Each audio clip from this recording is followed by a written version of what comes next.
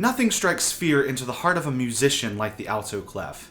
In fact, I think alto clef is third in the line of fears behind public speaking and death. So let's try to demystify it.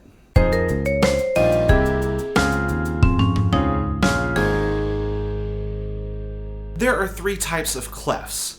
There's the G clef, which tells us where the G line is, such as the treble clef. There's the F clef, which tells us where the F line is, such as the bass clef. And then there are C clefs, which tell us specifically where middle C is. And the most common one of those is the alto clef. Now, the purpose of any given clef is to keep most of the notes on the staff at all times. Let's face it, we hate reading ledger lines. And so the point of clefs is twofold. One, it tells us how to read the music, and two, it attempts to minimize the number of ledger lines. The most common instrument that uses the alto clef is the viola. The viola sits directly between the violin and the cello in terms of range, and so it doesn't really nicely fit on either the treble or the bass clefs. Here's the lowest note that a viola can play shown on the treble clef. And here's one of the highest notes the viola can play shown on the bass clef. It's not really practical in either case. But for most of us, we're not used to looking at the alto clef. Most musicians learned how to read a clef based on their instrument, which is likely the treble or the bass. And many musicians learned to play the piano, which utilizes both the treble and the bass, but not the alto. So, unless you play the viola or you specialize in Baroque music, then C clefs are pretty foreign to you. So let's put the alto clef in perspective of something more familiar. Here's middle C on the treble clef, and here's middle C on the bass clef, and here's middle C on the alto clef.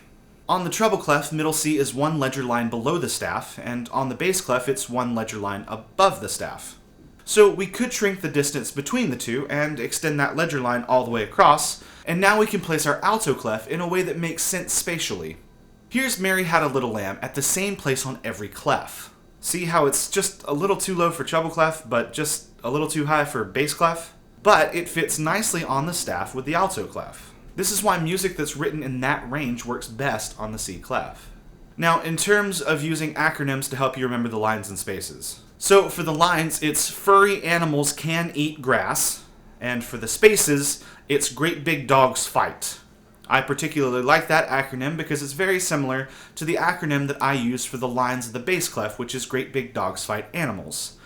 I suppose you could still use Great Big Dogs Fight Animals, but the A sits just on the space above the alto clef. And as with everything else in music, you'll get better with practice. And if you work at it, I promise the alto clef will get easier. If you have any strategies that help you read the alto clef, let me know in the comments below, and I'll see you next time.